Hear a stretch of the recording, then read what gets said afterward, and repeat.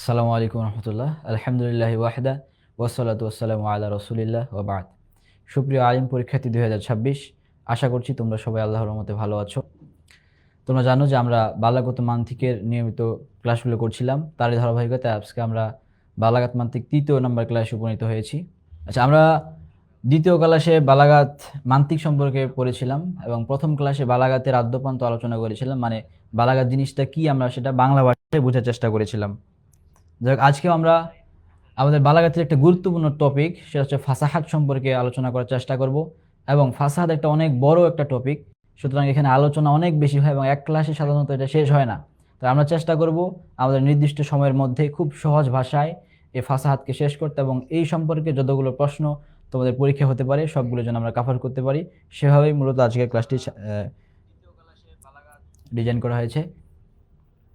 যাই হোক, তোমরা যারা সালাম দিচ্ছ সবার জন্য ওয়ালাইকুম আসসালাম রহমতুল্লাহ।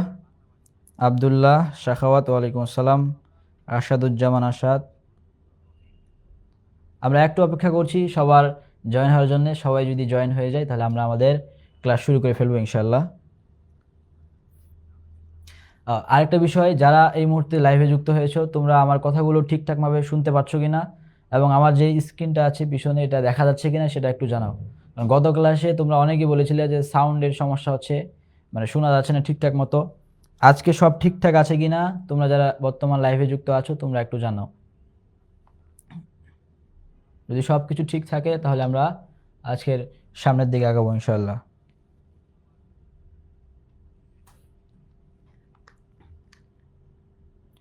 যাই হোক, তোমরা অনেকেই ঠিকঠাক মতো শুনতে পাচ্ছ। ওয়ালাইকুম আসসালাম। রাহিমা আক্তার, ওয়ালাইকুম আসসালাম।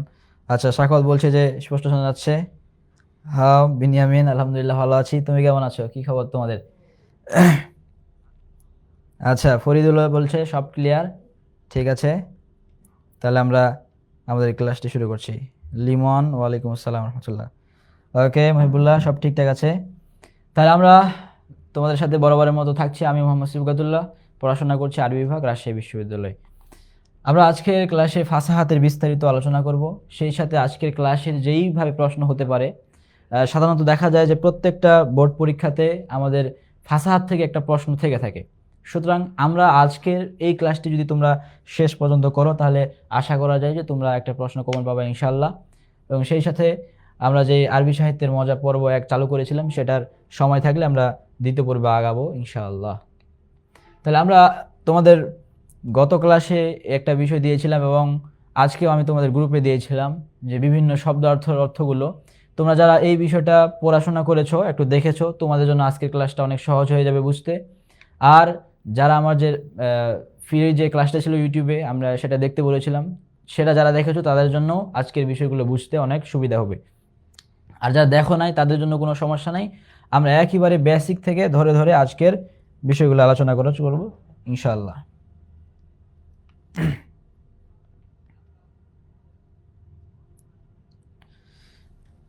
তাহলে আমাদের আজকের বিষয় হচ্ছে ফাসাহাত। আমরা একটু যদি বেসিক আলোচনা করি, এর আগে আমরা দেখি যে আমরা জানি যে বালাগাত হচ্ছে বুলুক থেকে এসেছে। বালাগা মানে হচ্ছে পৌঁছানো। সুতরাং একজনের কাছে তোমার নিজের কথাটাকে সুন্দরভাবে পৌঁছাতে পারাটাই হচ্ছে বালাগাত। সহজ ভাষায়, যেটা কোনো বইয়ের সংজ্ঞা না, সহজ ভাষায় একজনের কাছে তোমার কথাটা সাবলীলভাবে পৌঁছাতে পারাটা, তার মনে একটা জায়গা করে নেয় বা তার মনকে স্পর্শ করে, এইরকম যে একটা কথা, সেটাকে সাধারণত বালাগাত বলা হয়ে থাকে। তাহলে একটা কথা মানুষের জন্য বোধগম্য হওয়ার ক্ষেত্রে, কিংবা একটা কথা আরবিতে যেই বাক্যগুলো আছে সেগুলো বালাগাতপূর্ণ হওয়ার ক্ষেত্রে, তার একটা পূর্ব শর্ত হচ্ছে সেই শব্দটাকে বা সেই যে বাক্যটা আছে সেটাকে ফাসাহাতপূর্ণ হতে হবে। ফাসাহাত মানে হচ্ছে বিশুদ্ধ হওয়া কিংবা স্পষ্ট হওয়া। কেন এই বিষয়টা গুরুত্বপূর্ণ? আজকে আমরা প্রত্যেকটা টপিকের আগে আমরা বাংলা ভাষায় একটা করে উদাহরণ দেওয়ার চেষ্টা করব, যেন আমাদের এই বিষয়টা একেবারে আমাদের স্মৃতিপথে গেঁথে যায়। সিলেটি ফুয়া, সিলেটি ফুয়া ভাই, তোমার নামটা দিলে অনেক ভালো হইতো। দেখো যে আমি কিন্তু যাদের নাম দেওয়া আছে সবাইকে চিনি। সে ইমরান বলছে ঠিক আছে, তুমি যদি নাম না জানি তাহলে তোমাকে চিনতে পারবো না। এখন যাই হোক, আমরা দেখি যে ফাসাহা জিনিসটা কেন প্রয়োজন। তোমরা জানো যে বাংলা সাহিত্যের আদি নিদর্শন হচ্ছে চর্যাপদ, এটা সবারই জানা কথা। তাহলে এই যে বাংলা সাহিত্যের একটা আদি নিদর্শন, এটা সম্ভবত এটা একটা পদের। তো এখানে দেখো কা আ তরুবর পঞ্চবিডাল চঞ্চল চিয়ে পৈঠকাল। আচ্ছা, এই কথাটা তোমাদের মনে কি কারো মানে করছে, জায়গা করে নিয়েছে, বা তোমরা কি বুঝতে পারছো? অথচ এটা কিন্তু একটা বাংলা ভাষা, আমাদের বাংলা ভাষার সবচাইতে প্রাচীন নিদর্শন। তোমরা জানো যে বাংলা সাহিত্যের যুগ কিন্তু 3 ভাগে ভাগ করা হয়েছে। প্রথমটা হচ্ছে একটা প্রাথমিক যুগ, 600 থেকে 1300 কিংবা 950 থেকে ইয়া পর্যন্ত, মানে সুনীতি কুমার ইয়ার মতে। যাই হোক, সালগুলো যাই হোক, তাহলে এটাকে কিন্তু বলা হচ্ছে যে বাংলার একবারে প্রাচীন ভাষা। আবার অনেকে এটাকে সান্ধ্য ভাষা বলে থাকে। তাহলে আমরা দেখছি যে কা তরুবর পঞ্চবিডাল চঞ্চল চিয়ে পৈঠকাল, বাংলা ভাষা কিন্তু আমরা বুঝতে পারছি না, তাহলে আমাদের কাছে কিন্তু বোধগম্য হচ্ছে না। ঠিক আরবিতে কিন্তু বিষয়টা এরকমই, এমন একটা ভাষায় কথা বলছো যেই ভাষাটা তোমার কাছে বোধগম্য হচ্ছে না, কিংবা সেই ভাষাটা উচ্চারণ করতে তোমার কাছে কষ্ট হচ্ছে, এইগুলো কিন্তু ফাসাহাতের মধ্যে পড়ে না। তাহলে এখানে আমরা কয়েকটা জিনিস কিন্তু লক্ষ্য করতে পারছি। একটা জিনিস দেখো,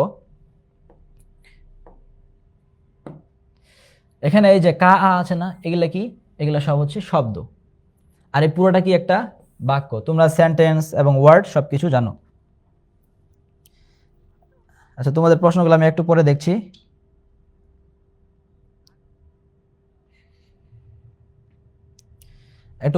অনেকে হয়তো বা কি জানি বলছো, আগে আমরা এটা শেষ করি। তাহলে এখানে দেখো একটা বিষয়, যে কা তরুবর পঞ্চবিড়াল, একটা জাস্ট চর্যাপদের একটা লাইন, বিভিন্ন যে পাদগুলো আছে তার একটা। তাহলে এখানে এই যে কা, এটা একটা শব্দ এবং পুরাটা মিলে হয় একটা বাক্য।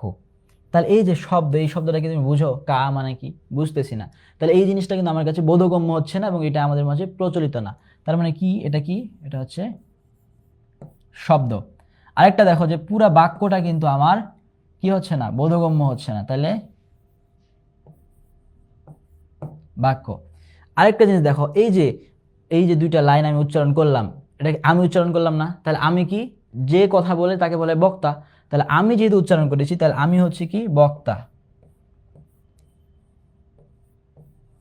তাহলে এখানে কতগুলো জিনিস দেখা যাচ্ছে। দেখো, এখানে শব্দটা বুঝতে আমার অসুবিধা হচ্ছে, বুঝতে পারছি না। বাক্যটা বুঝতে পারছি না, এবং আমি যে বক্তা, আমার কথাটাও তোমাদের কাছে বোধগম্য হচ্ছে না। কিন্তু দেখো, এই যে আমরা বলছি ফাসাহাতের কথা, এই ফাসাহাত হচ্ছে এমন একটা অ্যাডজেক্টিভ, আমরা যেটাকে ইংরেজিতে বলি অ্যাডজেক্টিভ। তাহলে এটা হচ্ছে এমন একটা অ্যাডজেক্টিভ যেটা কি করে, এই ফাসাহাত যদি এই শব্দের সাথে মিশানো হয়, তাহলে এই যে শব্দটা আমি বুঝতে পারছি না, কা, চিয়ে, পৈঠ, এই বিষয়গুলো বুঝতে পারছি না। তাহলে এই শব্দগুলোর সাথে যদি এই অ্যাডজেক্টিভটা যদি ফাসাহাতের এইটার সাথে থাকে, শব্দের সাথে থাকে, তাহলে এই শব্দটা আমাদের কাছে বোধগম্য হবে, আমরা সহজে বুঝতে পারবো। আবার যদি এই যে ফাসাহাত অর্থাৎ এই অ্যাডজেক্টিভটা, এটা এমন একটা অ্যাডজেক্টিভ, সেটা যদি বাক্যের সাথে থাকে, বাক্যকে যদি এটা বাক্যের সাথে মিশানো হয়, তাহলে এই বাক্যটা বোধগম্য হবে। এই ফাসাহাত যদি আমার ভিতরে থাকে, তাহলে আমার কথাটা তোমরা সহজে বুঝতে পারবা। তাহলে কি বুঝলাম? ফাসাহাত হচ্ছে একটা অ্যাডজেক্টিভ। কার অ্যাডজেক্টিভ? শব্দ, বাক্য এবং বক্তার অ্যাডজেক্টিভ হচ্ছে ফাসাহাত, যেটা আমরাতে আরবিতে বলি ওয়াসফুন। ওয়াসফ মানে কি? গুণ। ওয়াসফুন। তাহলে ফাসাহাত কি? এমন একটা ওয়াসফ।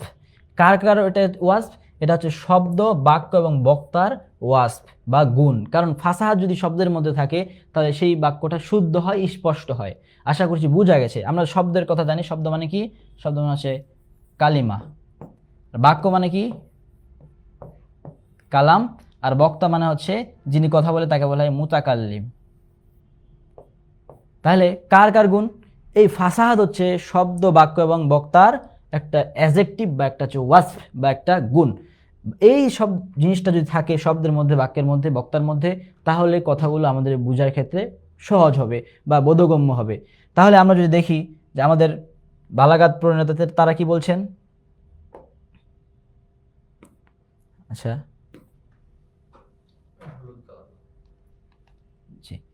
তাহলে আমরা যদি দেখি যে বালাগাত প্রণেতা তারা কি বলছেন, তার আগে আমি একটু তোমাদের কমেন্টগুলো দেখে নেই। সব ঠিক আছে স্যার, ইংলিশটা সেই লেভেলের মুখস্থ করছি, বাংলা ইংলিশ এক্সাম্পল। আমাকে উত্তরগুলো পুরোপুরি আরবিতে, যারা বুঝতে পারে তার জন্য বাংলার মধ্যে দিলে মনে হয়, কারণ আমার পরীক্ষা আরবি লিখে রেজাল্ট ভালো হবে।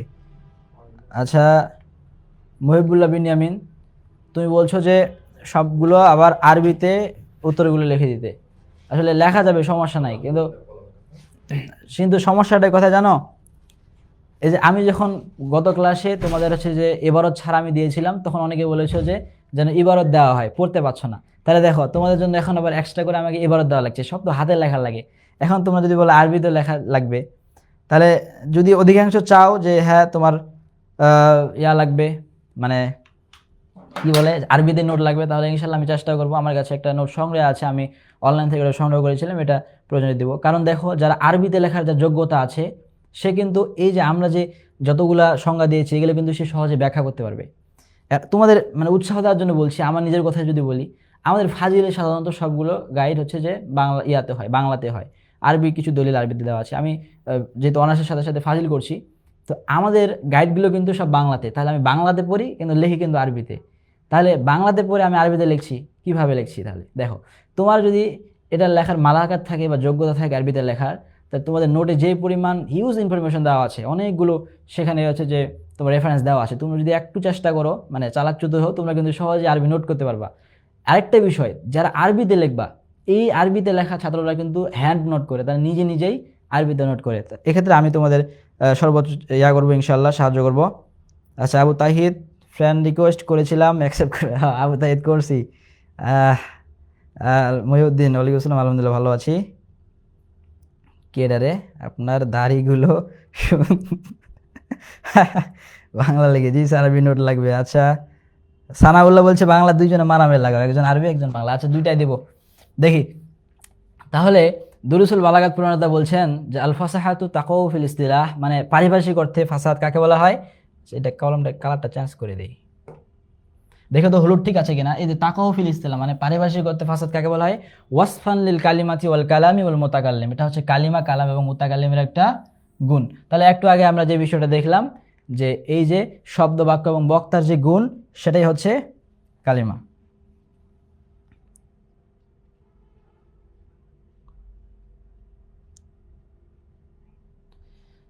হ্যাঁ হ্যাঁ ঠিক আছে।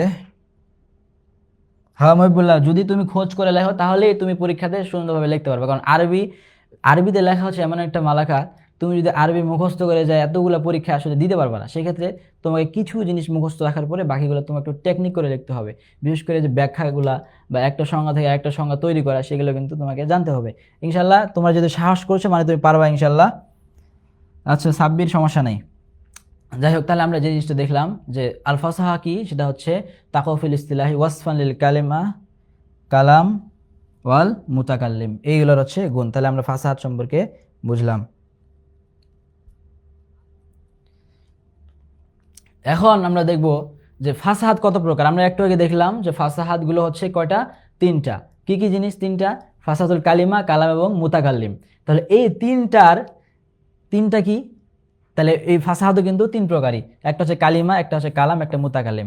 তোমাদের একটা ইয়ার কথা বলে রাখি, যে আমাদের ছাত্র বয়সে আমাদের বন্ধুদের মাঝে আমি সবচেয়েতে যে জিনিসটা দেখেছি সেটা হচ্ছে এই কালিমা এবং কালামের প্রকারগুলোর মধ্যে ঝামেলা লাগে, এইগুলো মানে গুলিয়ে যায়। আজকে আমরা চেষ্টা করব আর যেন এগুলো কখনো না গুলায়, সেজন্য কিভাবে মানে আমাদের মনে রাখা যায়, আমরা বাংলার সাথে আরবি মিশিয়ে একটু চেষ্টা করব মনে রাখার জন্য। আর যারা পারো তারা তো মাশাআল্লাহ পারোই। তাহলে ফাসাহাত হচ্ছে তিন প্রকার, ফাসাহাতুল কালিমা, কালাম এবং মুতাকাল্লিম। খুবই সহজ, ফাসাহাতুল কালিমা, কালাম এবং মুতাকাল্লিম। যারা তোমাদের এই জিনিসগুলো জানা নেই, তোমরা একটু আমার সাথে উচ্চারণ করবা। কারণ তোমরা যারা অনলাইনে ক্লাস করছো, তোমার পরিবার যেন বুঝতে পারে যে হ্যাঁ ছেলেটা অনলাইনে ক্লাস করছে। অধিকাংশ ছাত্র অনলাইনে ক্লাস করার কথা বলে মানে ফোন চাপাচাপি শুরু করে। তোমার কথা চলবে, আমার সাথে কথা চলবে। মনে করো যে আমরা উপস্থিত আছি সবাই, আমার সামনে যারা আমি যাদেরকে মানে অফলাইনে পড়াই, আমি সবার নাম মানে উচ্চারণ করার চেষ্টা করি, সবাইকে ধরে ধরে। তো তোমরাও চেষ্টা করবা উচ্চারণ করতে, তাহলে যে বোঝা যায় যে হ্যাঁ তুমি অনলাইনে ক্লাস করছো, অনলাইনে করলেও হ্যাঁ ক্লাসের ফায়দা আছে। যাই হোক, তারিফুল ফাসাহাতুল কালিমা, ফাসাহাতুল কালিমাটা কি, এই জিনিসটা নিয়ে আমরা একটু আলোচনা করবো। ইলমুল মানি কত নম্বর অধ্যায়ে শেষ হয়েছে? ছাড়, ইলমুল মানি কত নম্বর অধ্যায়ে শেষ হয়েছে? আচ্ছা, ইলমুল মানি আমরা শুরু করেছি, এখনো শুরু করি নাই। আমরা এর আগে বালাগাত সম্পর্কে আলোচনা করেছিলাম, বালাগাতটা আসলে কি কাজে লাগে, এটা কি। আজকে আমরা বালাগাতের পূর্ব যে আলোচনা ফাসাহাত নিয়ে আলোচনা করছি, এবং ফাসাহাতের সম্পূর্ণ আলোচনা করবো ইনশাআল্লাহ। তাহলে এই যে ফাসাহাতুল কালিমা মানে কি, কালিমা মানে হচ্ছে শব্দ, তাহলে শব্দের বিশুদ্ধতা মাল দেখি। তাহলে একটা জিনিসের বিশুদ্ধতা খুঁজতে গেলে আমাদেরকে একটা জিনিস আইডেন্টিফাই করতে হবে যে আমার এই শব্দের মধ্যে কি কি সমস্যাগুলো তৈরি হচ্ছে উচ্চারণ করতে গেলে, বা একটা শব্দের মধ্যে কি কি সমস্যা হতে পারে। তাহলে দেখো আমি যদি একটু চিন্তা করি, তাহলে একটা শব্দের মধ্যে 1 নম্বর যে সমস্যাটা হয় যে অনেকগুলো শব্দ উচ্চারণে আমাদের কাছে কঠিন লাগে। অনেকগুলো শব্দ কি হয়, উচ্চারণ করতে কঠিন লাগে। তো এই উচ্চারণে কঠিন হতে পারে। 1 নম্বর সমস্যা কি, উচ্চারণ কঠিন হতে পারে। তাহলে আমরা 1 নম্বর যে জিনিসটা দেখলাম যে একটা শব্দ উচ্চারণ করতে কঠিন হতে পারে। কিভাবে কঠিন হতে পারে, আমরা যেমন বাংলাতে যদি দেখি যে অনেক শব্দ আছে সেগুলো উচ্চারণ করতে অনেক কঠিন লাগে। যেমন ব্রহ্মপুত্র, যারা প্রথম বাংলা পড়তে শুরু করে তাদের কাছে কিন্তু অনেকে ব্রহ্মপুত্র বলে, বা আবার পদ্মা অনেকে পদ্মা বলে। এরকম বাংলা যুক্তাক্ষর সম্পন্ন যে শব্দগুলো আছে এগুলো অনেকের কাছে উচ্চারণ করতে কঠিন লাগে। আরবিতেও যারা বালাগাত শাস্ত্রবিদ তারা কিছু কিছু শব্দ তারা আইডেন্টিফাই করেছেন যে এই শব্দগুলোকে মূলত উচ্চারণে কঠিন শব্দ বলা হয় বা জিহ্বায় ভারী লাগা বলা হয়। যেমন আমি যদি একটা উদাহরণ দিই, দেখো আল হো খো, আমরা যদি বলি হো খো, হো খো, তাহলে দেখো তো এই যে হা আইন খফ আইন, এই 3টা 4টা শব্দই কিন্তু হরফে হলকি, যে হামজা হা আইন হা গইন খ, মানে একই স্থান থেকে 4টা শব্দ উচ্চারণ করতে হয়। তাহলে একই স্থান থেকে যখন 4টা শব্দ উচ্চারণ করছি তখন কিন্তু উচ্চারণ করতে আমার কঠিন হচ্ছে বা জিহ্বাতে ভারী লাগছে। এই যখন এমন হয় তখন সেটাকে বলা হচ্ছে উচ্চারণে কঠিন লাগা। আরবিতে সেটাকে বলে তানাফুরুল হুরুফ।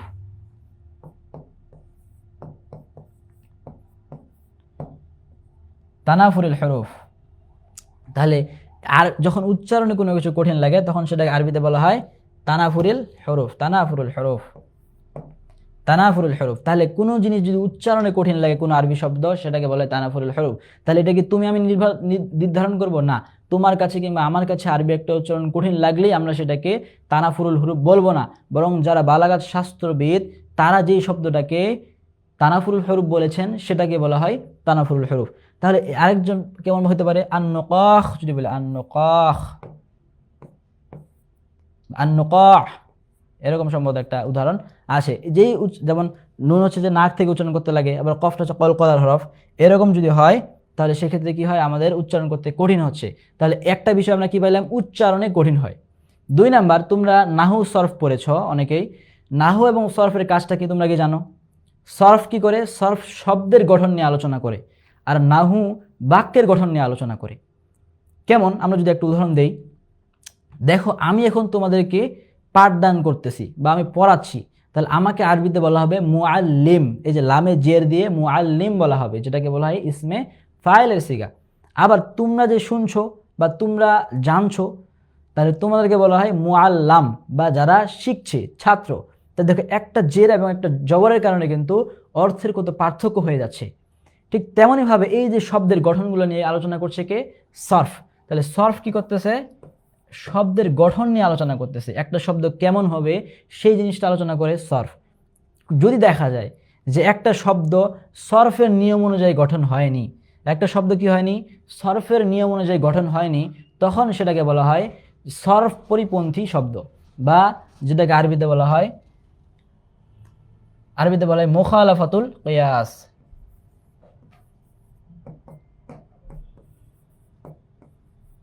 মুখালাফাতুল কিয়াস। তাহলে যেই শব্দটা উচ্চারণ করতে কি হচ্ছে, যেই শব্দটা সরফের নিয়ম অনুযায়ী গঠন হওয়ার কথা ছিল একরকম, কিন্তু ওই রকম না হয় আরেক রকম হচ্ছে, তখন সেটাকে বলা হচ্ছে সরফের নিয়ম পরিপন্থী বা মুখালাফাতুল কিয়াস। যেমন দেখো, ফাইয়াকু বা'দুন নাসি সাইফান লিদ-দাওলাতি ফাফিন নাসি বুকাতুন লাহা ওয়া তুবুলুন। আমার মনে হয় যেটা অনুবাদ করা তো প্রয়োজন নাই, আমাদের মূল যে বিষয় দেখো, এই যে বুকাতুন শব্দটা বুকুন শব্দ থেকে এসেছে, বুকুন। আচ্ছা, এই যে বুকুন থেকে এসেছে, তাহলে বুকুনের বহুবচন হচ্ছে আবওয়াকুন। সরফের নিয়ম অনুযায়ী বুকুনের বহুবচন আবওয়াকুন, কিন্তু এই সরফের নিয়ম অনুযায়ী এই জমা ব্যবহার না করে এই যে বুকাতুন ব্যবহার করেছে, এজন্য এটাকে বলা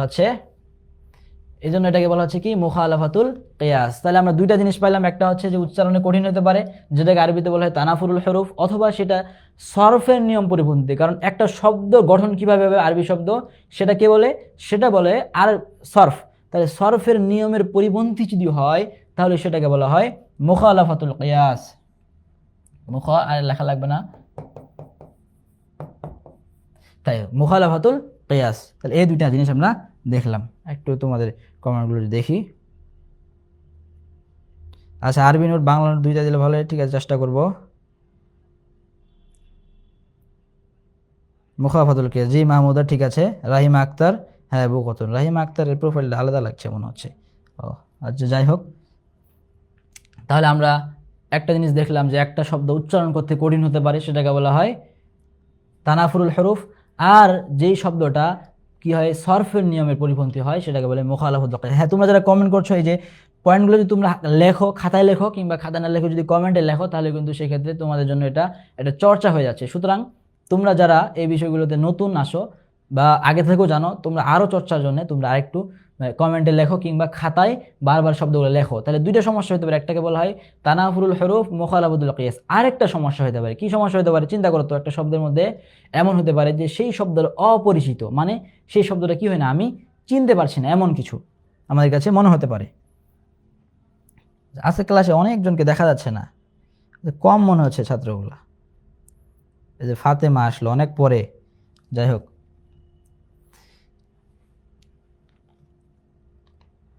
আচ্ছা, তাহলে আমরা ফাসাহাতুল কালাম সম্পর্কে, কালিমা সম্পর্কে আলোচনা করেছিলাম। আরেকটা কি বললাম, যে আরেকটা হতে পারে যে নতুন একটা শব্দ হতে পারে। আমরা একটা কবিতার লাইন যদি দেখি, যে ঈসা ইবনে উমর একসময় তার বাহনে ছিলেন, বলা হচ্ছে যে তিনি উটে বা তেনার ঘোড়াতে চলছিলেন, এমন সময় হঠাৎ করে তিনি পড়ে যান। পড়ে যাওয়ার কারণে তিনার হুশ মানে চলে যায়, তিনি অজ্ঞান হয়ে যান। তো আমরা সাধারণত কি হয়, যে একটা মানুষ যদি অজ্ঞান হয়ে পড়ে থাকে, তাহলে আমরা কি করি, তাকে মানুষজন ঘিরে ধরে না, এরকম যে তাকেও মানুষজন ঘিরে ধরেছে। তো সে তখন বলতেছে যে মা লাকুম তাকা কুকুম আলাইয়া কা তাকা তাকা কুকুম আলাইয়া, মা লাকুম তাকা কা তুম আলাইয়া কা তাকা কুকুম আলা জি জিন্নাতিন ইফরন কউ আন্নি।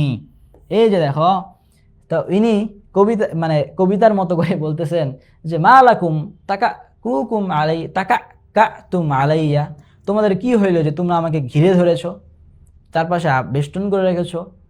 হ্যাঁ, কাতাকা কুকুম আলাইয়া জি জিন্নাতিন, যেন মনে হচ্ছে যে আমি জিনগ্রস্ত লোক হয়ে গেছি, তোমরা আমাকে মানে দেখতে আসছো। ইফরন কও আননি, আমার থেকে সবাই দূরে চলে যাও। তো দেখো এখানে এসে দুইটা শব্দ বলেছে, এটা হচ্ছে তাকা কা তুম, আরেকটা হচ্ছে ইফরন কও। আচ্ছা, আমরা যেহেতু বাঙালি, সেক্ষেত্রে আমাদের কাছে কিন্তু এটা আসলে বাংলা আরবি কোনটা মানে পরিচিত কোনটা অপরিচিত আমরা কিন্তু ধরতে পারবো না, কারণ আরবি তো আমরা অতটা পারদর্শী না বা অতটা আমরা জানি না। কারণ এটা জানতে পারবে কারা, আরবের লোক আছে যারাই। আমরা বাংলা ভাষায় যদি বলি, দেখো এই বাক্যটা যদি আমাদের রাজশাহী ভাষায় বলা হয়, তাহলে কি বলতো, যে কি গো মামুর বেটারা, তোর আমাকে ঘিরে লিয়েছিস কেনে, এভাবে বলতো। তাহলে ঘিরে লিয়েছিস বলতো। বা আমার যে গ্রামে, সেখানে যদি বলতো, তাহলে সেখানে বলতো তোমার কি হইলো, মুখ বেন কেটে ধরছেন কেনে, গ্রামের ভাষায় বলছি। তাহলে এই যে ঘিরে ধোয়া, সেটাকে অনেকে বলে বেন কেটে। তোমাদের কাছে একটা অদ্ভুত শব্দ মনে হতে পারে। তাহলে তোমার এলাকায় যদি মনে করো যে এই রেজাউল কারিম মানে এই যে ইয়াসিন, মানে রেজাউল কারিমের ভাই ইয়াসিনের বাড়িতে কেউ যদি লোক যায় বলে বেন কেটে, তাহলে বুঝতে পারবে না। তো এরকম যদি কোনো শব্দ, অপরিচিত শব্দ, তাহলে এই এরকম একটা শব্দ বলা হচ্ছে যেটা সাধারণত প্রচলিত না, কিন্তু সেটাও একটা আরবি ভাষা। তো ওই ভাষাটার অর্থ জানতে গেলে অভিধান খুঁজতে হবে, কিংবা দূরের কোনো শব্দ জানতে হচ্ছে, দূরের কোনো একটা কারণ আছে সম্ভবত, এই কারণে বলছে, এরকম হতে পারে। দেখা যাচ্ছে যে তোমাদের মহিবুল্লাহ বিনিয়ামিন মনে করো যে বের হচ্ছে, এমন সময় বলতেছে যে আমি নরসুন্দরের কাছে যাইতেছি, বা এরকম কিছু একটা বললো। তাই নরসুন্দর মানে কি, একটা মনে হতে পারে তোমার কাছে নতুন শব্দ, কি হচ্ছে নরসুন্দর। আচ্ছা, নরসুন্দর মনে করো যে বললো, তাহলে আমরা যারা এই অর্থ জানি না, তাহলে আমরা কি মনে করব, নর মানে কি নারী নাকি পুরুষ, সুন্দর মানে সুন্দর নারীর কাছে যাচ্ছি এমন কিছু, না কার কাছে। তাহলে অর্থ যদি আমরা না জানি বা নতুন একটা মনে হয়, তখন কিন্তু সেটা আমরা মানে জানার লাগে ওটার কিসের সমার্থক শব্দ জানতে হয়। তাহলে নরসুন্দর মানে হচ্ছে নাপিত, নরসুন্দর মানে হচ্ছে নাপিত। তাহলে আমরা যদি নরসুন্দর অর্থ না জানতাম, তাহলে কিন্তু নাপিত বুঝতে পারতাম না, বরং আমরা নিজে একটা কোনো কিছু বানিয়ে নিতাম। এরকম আরবিতে এমন একটা শব্দ বলা, যে শব্দটা সমাজে প্রচলিত না, কিন্তু সে শব্দটা আছে, বরং সেটা অভিধানে খুঁজতে হয়, অনেক গবেষণার পরে শব্দটা পাওয়া যায়।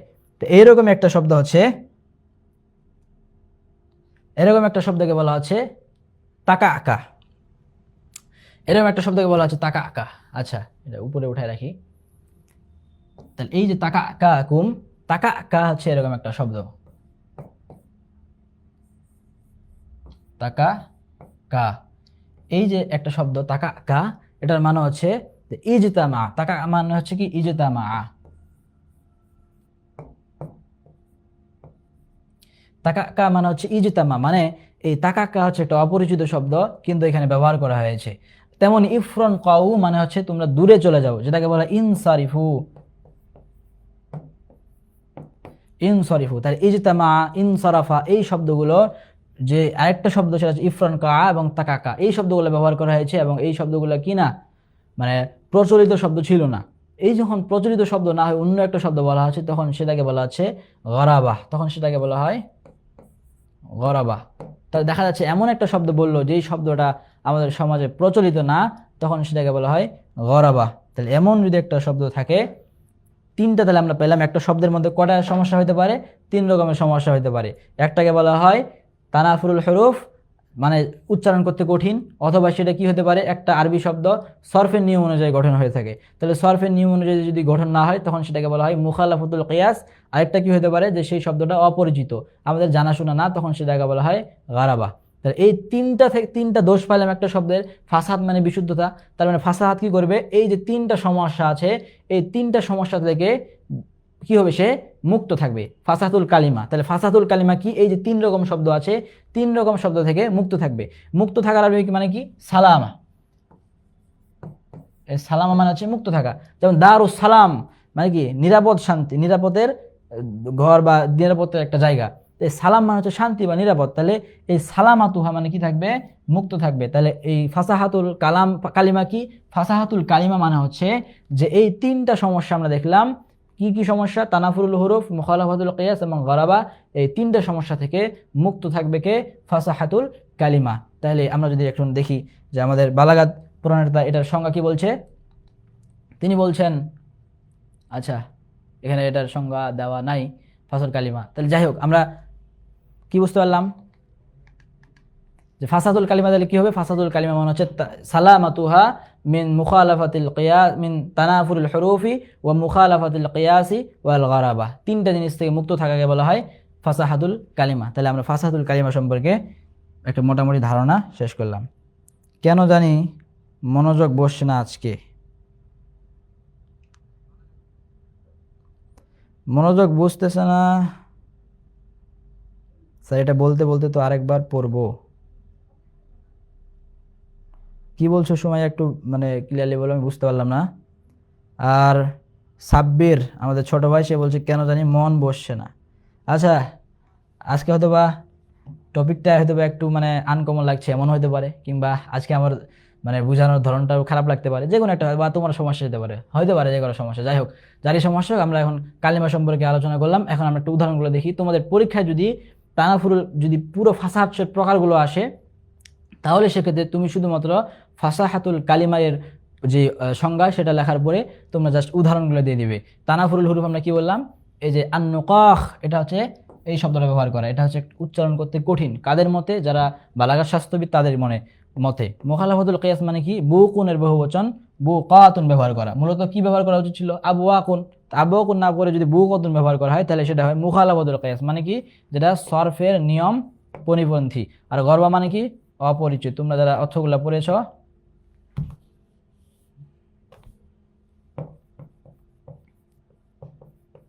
অপরিচিত, তাহলে তোমরা যারা অর্থগুলো জানো যে এটা হচ্ছে অপরিচিত। যেমন ইজতামা অর্থে তাকা আকা শব্দ ব্যবহার করা। তাকা আকা সাধারণত ব্যবহার করা হয় না আরবি ভাষায়, এটা চলে না, কিন্তু যদি ব্যবহার করা হয় তখন সেটাকে বলে গরাবা। তাহলে আমরা ফাসাহাতুল কালিমা সম্পর্কে মোটামুটি ধারণা নিলাম। তানাফুরুল হুরুফ, মুখালাফাতুল কিয়াস, গরাবা, ঠিক আছে রাহিমা। তানাফুরুল হুরুফ, রুফ একটা ওয়া হবে, ঠিক আছে আবুতে, সুন্দর হয়েছে। ফরিদুল ইসলাম, ঠিক আছে। সাবির কেন মন বসতেছে না তোমার, বলো তো সমস্যাটা কি? যাই হোক, আমরা এখন ফাসাহাতুল কালাম নিয়ে আলোচনা করব। যাই হোক, ফাসাহাতুল কালাম নিয়ে আলোচনা করার আগে আমরা বুঝি যে কালাম মানে বাক্য। তোমরা সবাই জানো কালাম মানে হচ্ছে বাক্য। তাহলে একটা কালাম বা বাক্যের মধ্যে কি কি সমস্যা হতে পারে সেটা আমরা একটু বোঝার চেষ্টা করি, যে একটা বাক্যের মধ্যে কি কি সমস্যা থাকতে পারে। একটা বালাগাত একটা বাক্যের মধ্যে যে সমস্যাগুলো থাকতে পারে তার মধ্যে একটা হতে পারে যে এমন যে ওই বাক্যের যে শব্দগুলো একসাথে উচ্চারণ করতে কঠিন হচ্ছে।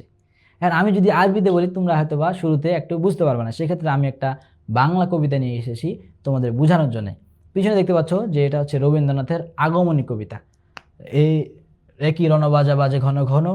আচ্ছা তোমরা একবার এটাকে পড়া নিজে নিজে পড়ার চেষ্টা করো তো, একবারে খুব স্পিডে দেখো তো পড়তে পারতেছো কিনা। তোমরা যারা এর মধ্যে স্ক্রিনটা দেখতে পাচ্ছ, তোমরা একবার একটা নিয়ে পড়ার চেষ্টা করো যে পড়তে পারতেছো কিনা।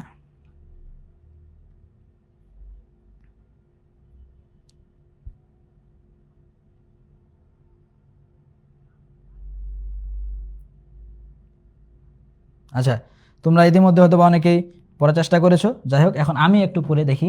বলছে, এ কি রণ বাজা বাজে ঘন ঘন, ঝন রণ রণ রণ ঝন ঝন, সে কি দমকি দমকি ধমকি ধমকি, দামা দ্রিমি দ্রিমি গমকি গমকি, ওঠে চোটে চোটে ছোটে লোটে ফোটে। যাই হোক, আগমনী কবিতা আসলে এটা যদি তোমরা পড়ে দেখো যে একটা আলাদা বিদ্রোহী মনোভাব তৈরি হয়। রবীন্দ্রনাথের নাম যে না, সরি, কাজী নজরুল ইসলাম এমনিতেই বিদ্রোহী কবি হন নাই, তিনার কবিতাগুলো পড়লেই একটা বিদ্রোহী মনোভাব জাগে। তোমরা যদি ওর হচ্ছে যে একটা লেখা আছে রাজবন্দির জবানবন্দি, সম্ভবত তোমরা ওই প্রবন্ধটা একটু ক্লাস শেষে পড়ে দেখবা, বা যখন দ্বিতীয় ক্লাস শেষ হবে মনের ভিতরে একটা আলাদা জোর পাবা। তিনি যখন জেলখানায় ছিলেন, তিনাকে যখন কারারুদ্ধ করা হলো, তখন খুব সম্ভবত তিনি তার বিচারকের কাছে এই লেখাটা লিখে পাঠিয়েছিলেন। এটা দেখলে মানে সত্যের উপর যে একটা অটল থাকা, এই জিনিসটা উপলব্ধি করা যায়। যাই হোক, অনেকে পড়েছ, এটা এটা একটু মানে দ্রুত পড়তে একটু কি প্রথমের দিকে কঠিন হচ্ছে। কারণ কঠিন লাগে কেন? কারণ হচ্ছে দেখো, এই যে একই রণবাজা, এই রণ রণ রণ রণ ঝন ঝন ঝন, তুমি যখন প্রথমবার জীবনের প্রথমবার পড়বা তখন কিন্তু তুমি একেবারে সবটা শেষ করতে পারবে না। কারণ এই যে ওঠে চটে চটে, একই রকমের শব্দগুলো যখন বারবার একটা বাক্যে ব্যবহার করা হয়ে থাকে, তখন সেই বাক্যটা উচ্চারণ করতে কঠিন হয়। তাহলে আরবিতেও কিন্তু বিষয়টা এরকমই, আরবিতেও বিষয়টা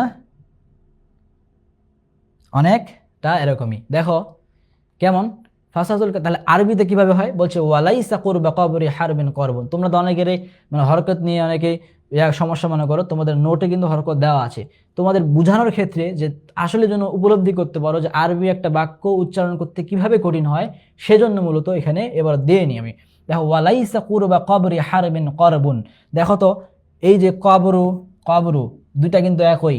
আবার এই যে করব, তিনটা শব্দ কিন্তু তিনটা মাত্র অক্ষর নিয়ে তৈরি হয়েছে। একটা হচ্ছে কফ, একটা হচ্ছে র, একটা হচ্ছে বা। তাহলে এই তিনটা অক্ষর নিয়ে তিনটা শব্দ গঠন হয়েছে একটা বাক্যে। জাস্ট শুধু এখানে বাটা পরে আছে আর রটা আগে আছে, এইটুকু পার্থক্য। তাহলে ওয়ালাইসা কুরবা কবরি হারবিন কবরুন, একই রকম শব্দগুলো একটা বাক্যে বারবার আসার কারণে এই পুরো বাক্যটা উচ্চারণ করতে কষ্ট হচ্ছে, দুর্বোধ্য হচ্ছে। আমরা জানি তানাফুর মানে হচ্ছে দুর্বোধ্য, তানাফুর। তাহলে কি উচ্চারণ করতে কষ্ট হচ্ছে? এই যে কালিমাগুলা, এগুলো কি বলে? সব কালিমা বলে। তাহলে তানাফুরুল কালিমা, এটা কি বলবো? তানাফুরুল কালিমা। তানাফুরুল কালিমা মানে উচ্চারণগুলো, এই যে শব্দগুলো উচ্চারণ করতে কঠিন হচ্ছে, পুরো বাক্যটা একসাথে উচ্চারণ করা মানে বলা হয় মুজতামিআন। তাহলে এটাকে বলা হচ্ছে মুজতামিআন। তাহলে দেখো, এই যে যখন একটা বাক্য উচ্চারণ করতে কঠিন হবে একই রকম শব্দগুলো বারবার থাকার কারণে, তখন সেটাকে বলা হচ্ছে তানাফুরুল কালিমাতি মুজতামিআন। তানাফুরুল কালিমাতি মুজতামিআন, এই জিনিসটা তোমরা মুখস্থ করে ফেলতে হবে।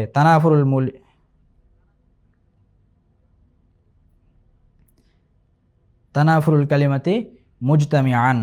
আশা করছি তোমরা এই জিনিসটা বুঝতে পারছো। তানাফুরুল কালিমাতি মুজতামিআন মানে কি? যেই আরবি বাক্যটা একসাথে উচ্চারণ করতে, তার শব্দগুলো একসাথে উচ্চারণ করতে কঠিন হবে। আবার দেখো একটা উদাহরণ, ফি রাফি আরশিশ শারঈ মিসলুকা ইয়াশরাউ। তাহলে ফি রাফি আরশিশ শারঈ মিসলুকা ইয়াশরাউ, এই যে তিনটা শব্দ কিন্তু শিন, র এবং আইন, তিনটা মাত্র অক্ষর দিয়ে এই শব্দটা গঠন হয়েছে। এই শব্দটাও তাহলে একই অক্ষর দিয়ে তিনটা, শুধুমাত্র একটু এদিক ওদিক করে দেওয়া হয়েছে। এই কারণে এটা উচ্চারণ করতে কিন্তু কষ্ট হচ্ছে। কিভাবে উচ্চারণ করতে কষ্ট হচ্ছে? একসাথে মানে মুজতামিআন। তাহলে এই যে একসাথে যখন উচ্চারণ করতে কষ্ট, তখন সেটা বলে তানাফুরুল কালিমাতে মুজতামিআন। ফি রাফি আরশিশ শারঈ মিসলুকা ইয়াশরাউ, এটা হচ্ছে আরেকটা উদাহরণ, ফি রাফি আরশিশ শারঈ মিসলুকা ইয়াশরাউ। তাহলে আমরা দেখলাম একটা সমস্যা কি হতে পারে, 1 নম্বর সমস্যা হতে পারে যে সেটা কি হতে পারে, যে উচ্চারণ করতে কঠিন হতে পারে পুরো বাক্যটা। আরেকটা সমস্যা হতে পারে, সেটা কি? সেটা হচ্ছে যে আমরা একটু আগে জেনেছি যে একটা শব্দ গঠন হয় সরফের নিয়ম অনুযায়ী, তাহলে একটা বাক্য গঠন হয় কিসের নিয়ম অনুযায়ী? নাহর নিয়ম অনুযায়ী। তোমরা আশা করছি অনেকে জানো যে একটা বাক্য তৈরি হয় নাহর নিয়ম অনুযায়ী। তাহলে যদি বাক্যটা নাহর নিয়ম অনুযায়ী না হয়, তখন এটাও একটা বাক্যের দোষ, যে বাক্যটা উচিত ছিল নাহর নিয়মে হওয়া কিন্তু নাহর নিয়মে হয়নি, তার মানে এটাও কি একটা দোষ। 1 নম্বর দোষ পেলাম কি? তানাফুরুল কালিমাতি মুজতামিআন। 2 নম্বর তাহলে দোষ পাচ্ছি কি? নাহর নিয়ম পরিপন্থী হওয়া। যে নাহর নিয়ম পরিপন্থী হলে সেটাকে বলা হয় জুরফে তালিফ। জুরফে তালিফ বলা হয়। নাহুর নিয়ম যদি পরিপন্থী হয় তাহলে সেটাকে বলা হয় জুরফে তালিফ। আমরা যদি একটু দেখি, দেখো বলতেছে যে জাযা বানুহু আবাল গায়লানি আন কিবারিন ওয়া হুসনি ফি'লিন কামা ইউজযা সিন্নিমার। জাযা বানুহু, জাযা মানে প্রতিদান দিয়েছে, বানুহু মানে তার সন্তানেরা। এই বানুহু মানে কি? তার সন্তানেরা। বানুহু মানে তার, তাহলে কার সন্তানেরা? আরবি নাহুর নিয়ম হচ্ছে, আরবিতে যে নাহুর নিয়ম হচ্ছে, একটা যখন হু থাকবে অর্থাৎ দমির থাকবে, তখন দমিরের মারজাহ অর্থাৎ এই হু দ্বারা কাকে বোঝাচ্ছে, এটার ইংরেজি কি? হি। তাহলে আমাদের নিয়ম কি? একটা বাক্য মনে করছো, বলতেছ যে কি? যে Rahima is a good girl, she is a student of তোমার হাদিস ফাউন্ডেশন অনলাইন একাডেমি। তাহলে আগে কিন্তু তার নাম উচ্চারণ করেছো, তারপরে বলছো শি। তাহলে তুমি যদি আগে তার নাম উচ্চারণ না করে ডাইরেক্ট বলো শি ইজ এ অমুক, তারপরে বলতেছো তার নামটা, তাহলে কিন্তু এটা নিয়ম ঠিক মতো হচ্ছে না। এই জিনিসটা কিন্তু এখানে ঘটছে। আরবির নিয়ম এরকম, যখন কোনো প্রোনাউন ব্যবহার করবা, যখন কোনো জমির ব্যবহার করবা, তখন এই জমিরটা দ্বারা কাকে বোঝাচ্ছ সেটা অবশ্যই তার আগে রাখতে হবে। কিন্তু এই যে কবি সাহেব তিনি কি করছেন? না, তিনি আগে না রাখে বলছে আবাল গয়লান। এই হু দ্বারা বোঝাচ্ছে আবাল গয়লান, আগে রাখার কথা ছিল আবাল গয়লান, না রেখে পরে রেখেছে। তাহলে বলছে আবুল গয়নারের ছেলেরা তাকে তার বৃদ্ধ বয়সে তার সাথে হুসনেন ভালো আচরণ করার পরিবর্তে এমন আচরণ করেছে কামা ফি'লিন কামা ইউজযা সিন্নিমার। এই ইউজযা সিন্নিমার এটা হচ্ছে একটা আরবি প্রবাদ, অর্থাৎ খাওয়ার নাকের প্রসাদের যিনি হচ্ছেন প্রকৌশলী ছিলেন সিন্নিমার, এই সম্পর্কে একটা অনেক বড় কাহিনী আছে। তো তিনি যখন এই প্রাসাদটা নির্মাণ করলেন, তখন সেই দেশের যিনি মানে শাসনকারী ছিলেন, শাসনকর্তা ছিলেন প্রধান, তিনি তাকে সেই প্রাসাদের উপরে নিয়ে গেল। নিয়ে যাওয়ার পরে তাকে প্রতিদান দেওয়ার কথা বলে উপরে নিয়ে গিয়েছিল, কিন্তু কি করলো? তাকে ছাদ থেকে ফেলে দিয়ে হত্যা করে ফেলে। কি কারণ ছিল? কারণ ছিল এই, যেন ওই প্রাসাদের মানে ওই রকম যেন আর কেউ কোনো প্রাসাদ তৈরি করতে না পারে, এই জন্য ইঞ্জিনিয়ারকে হত্যা করে ফেলছে। তাহলে এইটাই বলতে যে সিন্নিমারকে যেভাবে প্রতিদান দেওয়া হয়েছিল, তার ভালো কাজের প্রতিদান দেওয়া হয়েছিল মৃত্যু, ঠিক তেমনি এই যে আবুল গয়লানের ছেলেরা তাকে ভালো প্রতিদান না দিয়ে তার সাথে এমন কাজটা করেছে যে কাজ করা হয়েছিল সিন্নিমারের সাথে। তাহলে এখানে কি হলো? যে নাহুর যে নিয়ম, সেই নিয়মের পরিপন্থী কাজ করা হলো, এটাকে বলা হয় জুরফে তালিফ। তাহলে আমরা কয়টা একটা বাক্যের মধ্যে সমস্যা পাইলাম? 3টা সমস্যা পেয়েছি। একটা কি? তানাফুরুল হরুফি মুজতামিআন। 2 নম্বর কি শব্দ পাইলাম? 2 নম্বর সমস্যা পাইলাম জুরফে তালিফ। ঠিক আছে, তাহলে 2টা সমস্যা পেয়ে গেছে। আরেকটা সমস্যা কি হতে পারে? যে বাক্যটা এমন একটা অর্থে বলা হয়েছে যে যার অর্থটা বোঝা যাচ্ছে না, এমন একটা অর্থে হতে পারে যে অনেক গভীর অর্থপূর্ণ কিংবা অনেক প্রেক্ষাপট সম্পূর্ণ একটা কথা।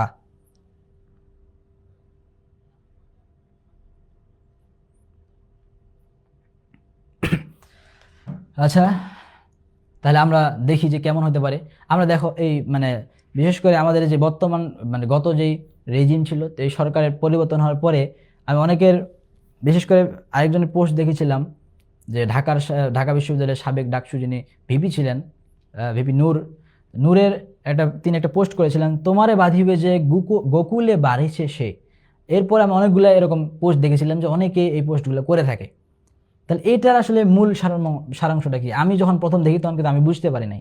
তাহলে এমন একটা বাক্য যেটা কিন্তু বোঝা যাচ্ছে না, বাংলাতে আমরা এমন একটা বাক্য দেখছি যেটা সহজে বোঝা যাচ্ছে না। তো এটার প্রেক্ষাপট কি, এটা নিয়ে তোমরা যদি একটু সার্চ দাও তাহলে অনেক বড় ইতিহাস পেয়ে যাবা। এটার যদি ইতিহাস শুরু হয়েছিল, এটা একটা হিন্দুদের মানে প্রচলিত কথা, সম্ভবত মাইকেল মধুসূদন দত্তের কোনো একটা রচনা থেকে এটা নেওয়া হয়েছে সম্ভবত, আমি শিওর বলতে পারছি না এই মুহূর্তে, আমার মনে হইলো স্লাইড তৈরি করার সময়, তাই আমি ভাবলাম যেটা লেগে দেই।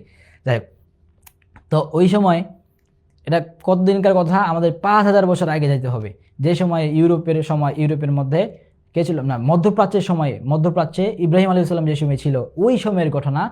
ভারতবর্ষে ওই সময় একটা যিনি হচ্ছেন যে কি একটা হচ্ছে শাসক ছিলেন, কংস নাম, তার নাম হচ্ছে কংস। ওই যে একটা বাগধার আছে না, কংস মামা, খুব সম্ভবত কংস মামা। তাহলে এই কংস তিনি ছিলেন অত্যাচারী শাসক।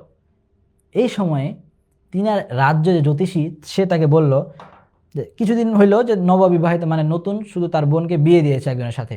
ওই সময় রাজ্যের যেই মানে জ্যোতিষী তিনি বলছেন যে কংস শুনো, তোমার নববিবাহিত বোনের গর্ভ থেকে এমন একজন সন্তান জন্ম হবে, তা আমার বোন এবং সেই সন্তান মিলে তোমাকে হত্যা করবে এবং তোমার রাজ্য তারা দখল করবে। তো কংস তখন কি করলো, এই নববিবাহিত দম্পতি তাদেরকে গ্রেফতার করলো এবং তাদেরকে বন্দি করে রাখলো। কিন্তু যারা কারারক্ষী ছিল তাদের ওই যে তার প্রতি, তার বোনের প্রতি এবং তার দুলাভাই যেটা আমরা বলি তাদের প্রতি তাদের একটু দয়া হলো। তো তারা তাদেরকে একত্র হওয়ার মাঝে মাঝে সুযোগ দিত, তারা যেন একত্র হতে পারে। তো একটা সময় যে কংসের বোন তার হচ্ছে যে সে গর্ভপাত করলো এবং তার সন্তান হলো। তো যখন তার সন্তান হয়েছে তখন তো কারারক্ষীরা অনেক মানে চিন্তিত হয়ে গেছে কি করবে। তখন অনেক দূরে একটা গোয়ালের বাসায় সেই ছোট বাচ্চাকে রেখে আসে এবং সেখানে সেই ছেলেটা বড় হতে থাকে। এদিকে কংস তো জানে না এইসব এত কিছু ঘটনা, তো সে ভাবতেছে যে এত কিছু আমাকে বললো তো কিছুই করতে পারলো না। তখন ওই যে যে জ্যোতিষী ছিল তার কাছে গিয়ে তুচ্ছ তাচ্ছিল্য করে বলল, তুমি না বলেছিলে যে আমার এই হবে সেই হবে, তো কিছুই তো হলো না। তখন সেই যে হচ্ছে যে তোমার রাজ জ্যোতিষী সে বলছিল যে তোমারে বাঁধিবে যে গোকুলে বাড়িছে সে, তোমাকে বাঁধিবে যে, তোমাকে যে ধরবে, তোমাকে যে পাকড়াও করবে সে গোকুলে বাড়ছে, মানে ওই যে গোয়ালের বাসায় বড় হচ্ছে ওই জন্য বলছে যে সে গোকুলে বাড়িছে সে। তাহলে দেখো একটা কথা মানে বুঝার জন্য, তার প্রেক্ষাপট জানার জন্য 5000 বছর আগে ইতিহাসে যাওয়ার লাগছে। এইরকম যখন কোনো বাক্য হবে তখন সেটাকে বলা হয় এটাকে বলা হয় তাকিদ, আরবিতে বলা হয় তাকিদ। আমরা একটা আরবি উদাহরণ দেখি, এখানে আপনার লেখে ভালো হবে, তাকিদ বলা হয়। তাহলে এমন যদি কোনো একটা উদাহরণ হয় যেটা সহজে বোঝা যাচ্ছে না তার প্রেক্ষাপট, তখন সেটাকে বলা হয় তাকিদ। যেমন আমরা একটা উদাহরণ দেখি, কবি বলছেন সাআতলুবু বু'দাদ দারি আনকুম লিতাকরাবু, অচিরেই আমি তোমাদের থেকে দূরে চলে যাব যেন তোমাদের নিকটবর্তী হতে পারি। তাহলে আমরা কি হই, সাধারণত কারো দূরে চলে গেলে কি হয়, আমরা তার থেকে দূরে চলে যাই। কিন্তু কবি বলছেন যে আমি তোমাদের থেকে দূরে চলে যাব যেন তোমাদের নিকটবর্তী হতে পারি। এর কারণ কি? এর কারণ হচ্ছে ওই কবি বা একজন লোকের কথা বলেন, যিনি কথাটা বলছেন তিনি এমন কিছু লোকের সাথে বসবাস করছিলেন যে লোকরা তাকে মূল্যায়ন করছিল না। হয়তো বা সে ভালো কোনো প্রভাব রাখছিল, কিন্তু অবদান রাখছিল, কিন্তু ওই লোকগুলো তাকে মূল্যায়ন করছিল না।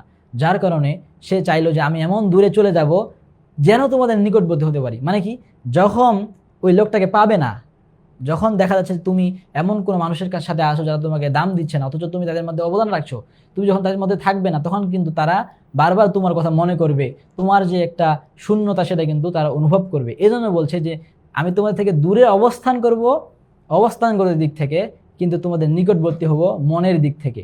আবার বলছেন ওয়াতাসকাবু আইনা ইয়াদুমু আলিতা জুমুদা, আর আমার চক্ষুদয় অশ্রু বর্ষণ করবে, পরিণামে চক্ষুদয় সান্ত্বনা লাভ করবে। তারপরে চক্ষুদয় কান্না করলে কি সান্ত্বনা পায়? এখানে দেখো এই জুমুদুন, এটা যদি তোমরা সার্চ দিয়ে দেখো, এটার মানে হচ্ছে যে জমাট বেঁধে যাওয়া। তার মানে কবি এখানে বোঝাচ্ছেন যে তিনি তাদের জন্য এত বেশি কান্না করবেন, কান্না করতে করতে তার চোখগুলো জমে যাবে, চোখ থেকে আর পানি বের হবে না। যখন চোখ থেকে পানি আর বের হচ্ছে না তখন মনে হবে যে সে একটা আনন্দ অনুভব করছে, যেন মনে হবে যে সে কী হবে, চক্ষুদয় শান্তি পাবে আর কি। এইরকম একটা মানে ব্যাপক অর্থপূর্ণ যখন বাক্য বলা হচ্ছে, সহজে বোঝা যাচ্ছে না, তখন সেটাকে বলা হয় তাকিদ। তাহলে আমরা 3টা দোষ পেলাম। এই 3টা যদি সমস্যা একটা বাক্যের মধ্যে থাকে, এই সমস্যা থেকে মুক্ত থাকার নাম হচ্ছে ফাসাহাতুল কালাম। তাহলে ফাসাহাতুল কালাম কাকে বলে? সালামাতুহা মিন তানাফুরিল কালিমাতি মুজতামিআন ওয়া দু'ফে তালিফ ওয়া তাকিদ। তাহলে 3টা জিনিস থেকে মুক্ত থাকতে হবে। 3টা তোমাদেরকে অবশ্যই মুখস্থ করতে হবে সুন্দর করে।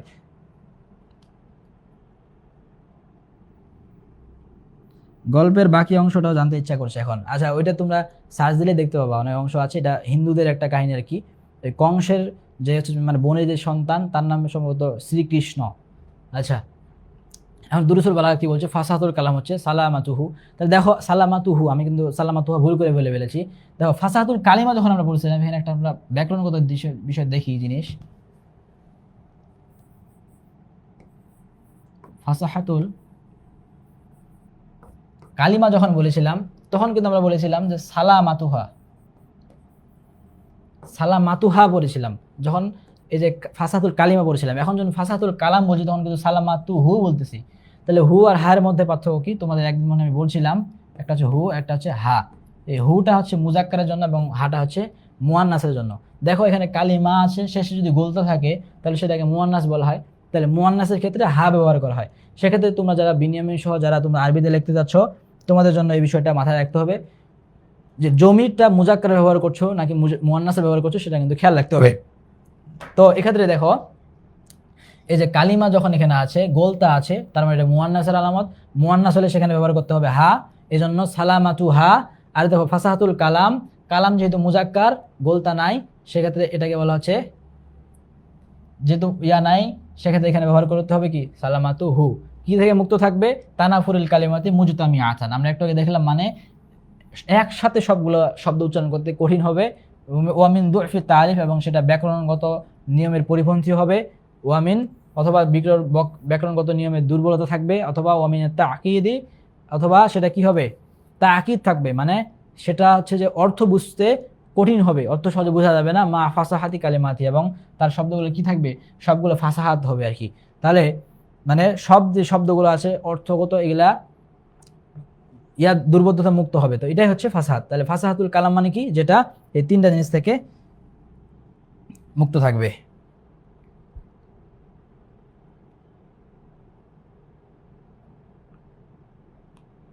রেজাউল, আজকে ক্লাস নেটের সমস্যা। হ্যাঁ হ্যাঁ, অবশ্যই পরীক্ষা উদাহরণ লিখতে হবে আসাদুজ্জামান। আসাদ, পরীক্ষায় অবশ্যই উদাহরণ দিতে হবে।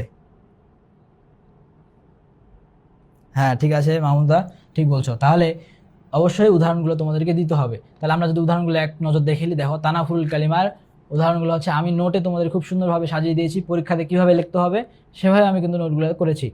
তো লাইসা কুরবা কবরি হারবিন কবরুন, আমরা একটু আগে সেটা দেখলাম। আর একটা জুফে তালিফ, মানে ব্যাকরণগত দুর্বলতা থাকবে। জাসা বানু হাবল গাইলানি আন কিবারিন ওয়া হাসনি ফি'লান কামা ইউজাসিন নিমার, একটা তাকিদ, যেমন কবির কবিতা বলছে সাআতুল বু'দাদ দারি আনকুম লিতাকরাবু ওয়া তাসকুবু আইনা আদ-দুমুআ লিতাজমুদা। ঠিক আছে, তাহলে আমরা কালিমা এবং কালাম সম্পর্কে ধারণা নিলাম।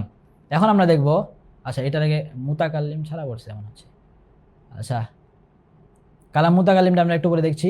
এর আগে আমাদের যে প্রশ্নগুলো আমরা একটু দেখবো, আজকের প্রশ্নগুলো কি হতে পারে।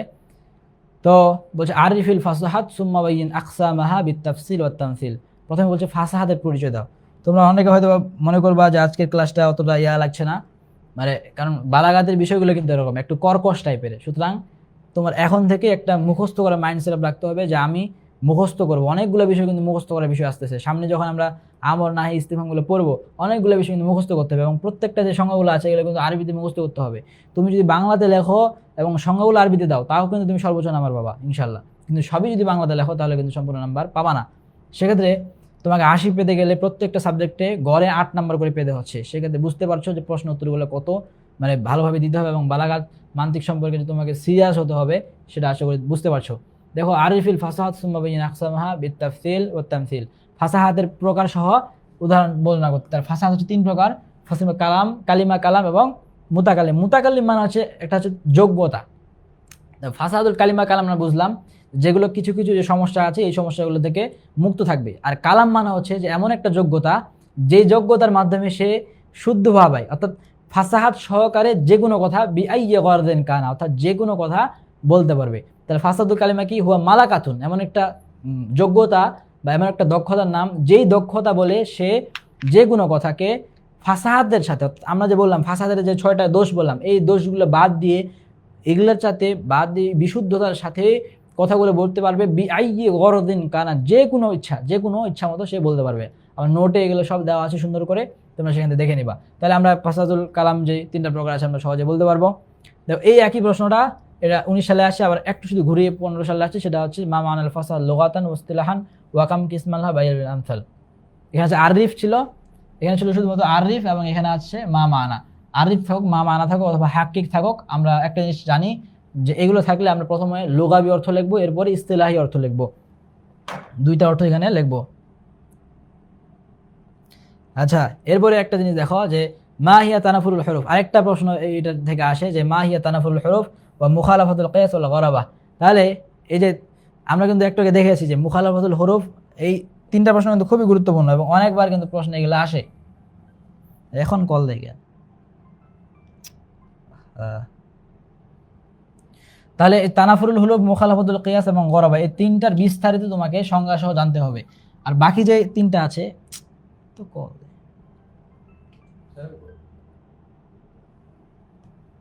হ্যাঁ, তাহলে বাকি যে সব ইয়াগুলো আছে সেগুলো আছে যে তোমার না জানলেও হবে। মানে কালামের যে তিনটা বিষয় আছে, কিন্তু কালিমার যে তিনটা আছে তানাফুরুল হুরুফ, মুখালাফাতুল কিয়াস এবং গরাবা, এগুলো বিস্তারিত তোমাকে সংজ্ঞাগুলো মুখস্থ করতে হবে। এটা দেখো 1999 1 সহ একবারে 23 পর্যন্ত অনেকবার কিন্তু এই প্রশ্নটা আসছে, খুবই গুরুত্বপূর্ণ। আমরা আজকে ফাসাহাতের যেইটুকু আলোচনা করছি এইটুকুই তোমাদের জন্য এনাফ। এখন ফাসাহাত থেকে তোমার যদি পুরো সাল থেকে প্রশ্ন নাও আসে, দেখা গেল যে এবার একেবারে খুবই কঠিন করছে প্রশ্ন, কোনো সাল থেকে কমন আসে নাই, তারপরে কিন্তু তোমরা উত্তর করতে পারবা। একটু পরে আমি নোটটা বের করলেই তোমরা দেখতে পাবা যে কোনো প্রশ্ন আসলে তোমরা কিন্তু উত্তর করতে পারবা। তোমরা গতবার যে যারা আলিম পরীক্ষা দিল তোমরা কিন্তু দেখছো যে রেজাল্টে কিন্তু একটা ধস নেমে গেছে।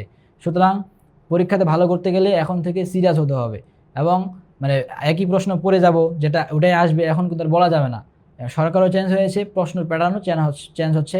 সেক্ষেত্রে তোমাকে একটা কঠিন প্রস্তুতি রাখতে হবে যে কোনো প্রশ্ন আসলে যেন আমি উত্তর করতে পারি। সেক্ষেত্রে বালাগাত মান থেকে আমরা এমনভাবে পড়বো যে কোনোখান থেকে প্রশ্ন আসলে আমরা ইনশাআল্লাহ কমন পাবো। যাই হোক, একটু দেখি। তানহা আক্তার, আমারও নেটের সমস্যা বলে আজকে কোনো কমেন্ট দেখতে পাচ্ছি না। আমি কিছু বুঝতেছি না, শুধু নেট ডিস্টার্ব করতেছে। আচ্ছা, আমাদের যেহেতু রেকর্ডটা দেওয়া হবে তোমরা পরবর্তীতে রেকর্ডটা দেখে নিবা।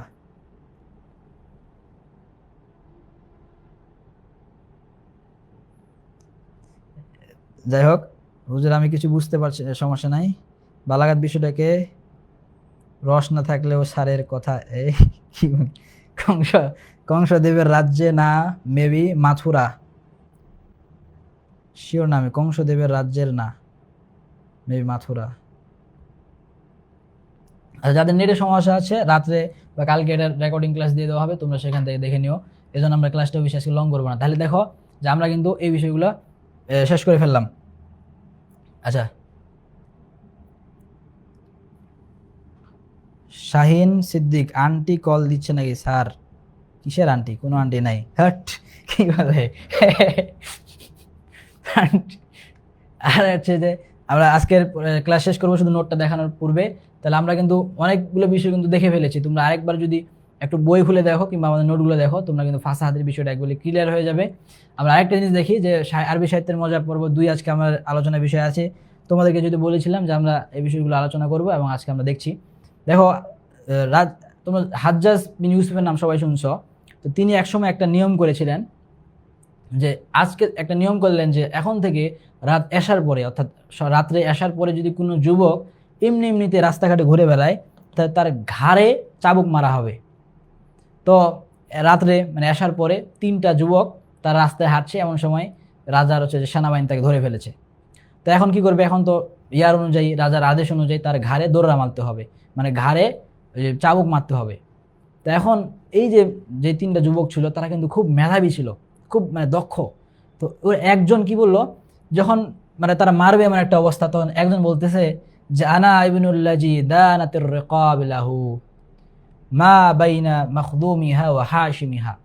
তো প্রথম যে একটা যুবক সে বলতেছে যে মানে রাজার যে প্রহরী আছে, রাত্রে প্রহরী দিত, তারা বলতেছে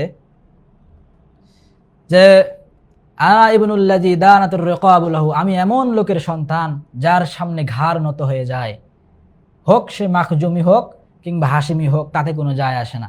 বলছে আমি এমন একটা লোকের সন্তান, মানে আমার বাবা এমন একটা ব্যক্তি যার কাছে সবার ঘাড় নত হয়ে যায়।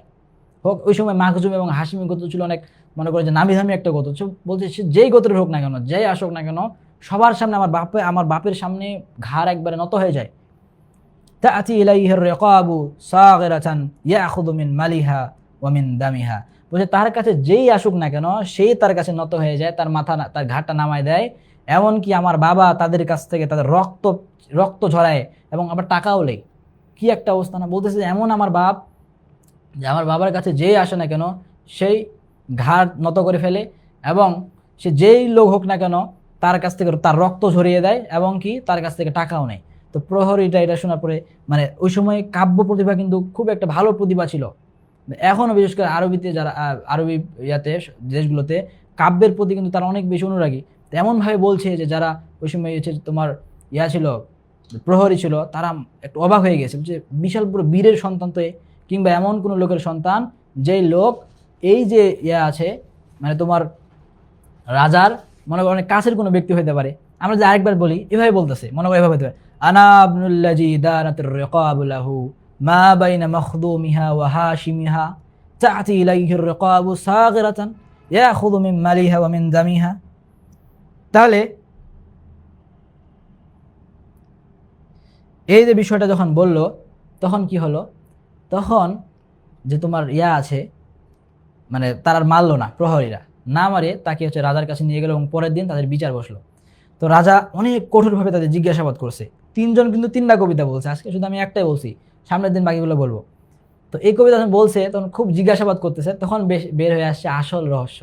তো প্রথম যেই যেই যে ছেলেটা, এই যুবকটা, সে এভাবে তার বাবার প্রশংসা করলো, তখন তো মারতে পারলো না, বরং তাকে ভাবলো যে শুধু বিশাল বীরের সন্তান, সবাই মানে রক্ত ঝরাই ফেলে, আবার টাকাও নেই, বিশাল ব্যাপার, পয়সা নিয়ে নেই। তখন তার হচ্ছে যে বললো, তার হচ্ছে রাজার যখন কড়া জিজ্ঞাসাবাদ করলো তখন বেরিয়ে হয়ে আসলো যে প্রথম যে সন্তান, সেই সন্তান পিতা খাতনা করে, সুন্নাতে খাতনা যেটাকে বলি, সুন্নাতে ইব্রাহিম, এই কাজটা করে। তো বলছে যে ওর কাছে যে আসুক না কেন, আসলে তো তাকে নত হইতে হবে, তো ছুটাছুটি করার সময় না ওইটা। তো যারাই আসে রক্ত যেমন ঝরে আবার কি করার লাগে, এজন্য টাকাও নেওয়ার লাগে। যাই হোক, এটা হচ্ছে যে আরবি সাহিত্যের একটা মানে রস। এরকম আরো তিনজন ছিল, তিনজনের তিনটা উদাহরণ, তিনটা মানে কবিতার মতো, কাব্যের মতো করে তারা উচ্চারণ বলেছিল, এবং সেই দুইটা আমরা পরবর্তী ক্লাসে আলোচনা করব। তো এই রাজা কিন্তু এটা দেখে অবাক হয়ে গিয়েছে যে তাদের পিতা যে কাজটা করছে সেটা আমাদের সমাজে একটু নিচু কাজ হইলেও হতে পারে, মনে হতে পারে, কিন্তু তার এমনভাবে বর্ণনা করছে এটা কিন্তু মিথ্যা না, বরং এই জন্য কিন্তু রাজা তাদেরকে ছেড়ে তো দিয়েছে এবং তাদেরকে পুরস্কারও দিয়েছে শাস্তি দেওয়ার পরিবর্তে। যাই হোক, আমরা 10 মিনিট 5 যাই হোক, আমরা তাহলে এই আজকের ইয়াটা শেষ করলাম এই পর্যন্ত। আরেকটা বিষয় আমরা দেখবো, আমরা নোটগুলো একটু খুলে দেখাবো। ইসলামের সৌন্দর্য হচ্ছে অনর্থক বিষয় পরিহার করা।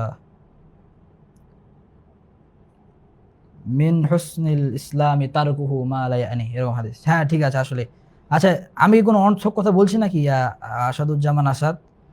না, হইতে পারে যে অনেক সময় ক্লাসের ক্ষেত্রে তোমাদের একটু মনোযোগ আকর্ষণ করার ক্ষেত্রে হয়তো বা অনর্থক কথা বের হয়ে যেতেও পারে। যদি বের হয় তাহলে তোমরা অবশ্যই আমাকে সংশোধন করে দেবে, ইনশাল্লাহ সেগুলো থেকে আমি সংশোধন হয়ে যাব। মানুষ মাত্রই ভুল আর ভুল করবেই। আমি একটু তোমাদের নোটগুলো যদি দেখাই,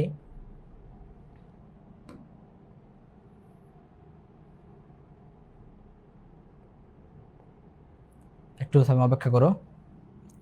আমাদের নোটে দুইটা প্রশ্নের উত্তর দেওয়া আছে, যেভাবে তোমরা যদি উত্তর করো তাহলে কিন্তু তোমাদের এগুলো সহজ হয়ে যাবে। আমি একটু দেখাচ্ছি।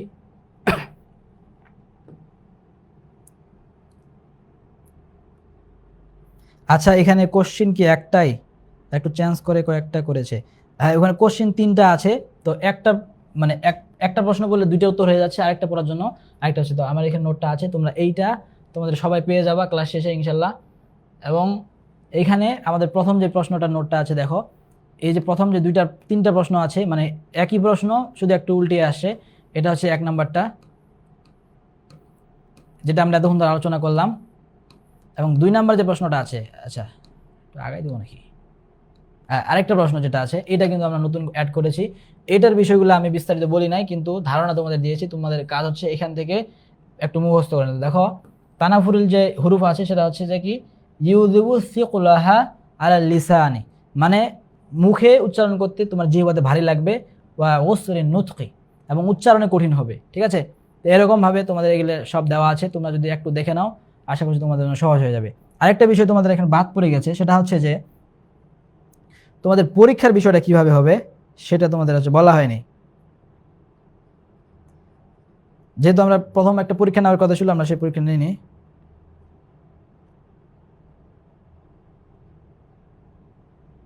হা হা কথার মধ্যে ম্যাজিক আছে লোকটার। আচ্ছা, যাই হোক, আমরা হচ্ছে যে আরেকটা জিনিস তোমাদের দেখাই শেষ করবো আজকে ক্লাসটা, সেটা হচ্ছে পরীক্ষা কিভাবে দিবা। এই অংশটা কিন্তু খুবই গুরুত্বপূর্ণ।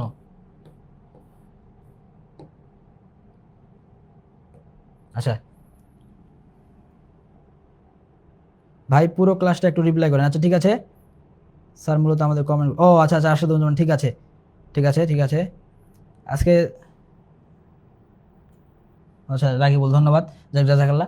আমরা ঠিক আছে, তোমরা যদি বলছো পুরো ক্লাসটা রিপ্লাই করার পরে আজকে আমি দেখাবো যে তোমরা আমাদের বালাগাত মানতিক পরীক্ষা কিভাবে দিবে। আমাদের কিন্তু সোমবারে পরীক্ষা নেওয়ার কথা ছিল, তোমাদের নিয়মটা না জানার কারণে কিন্তু আমরা পরীক্ষা নিতে পারিনি।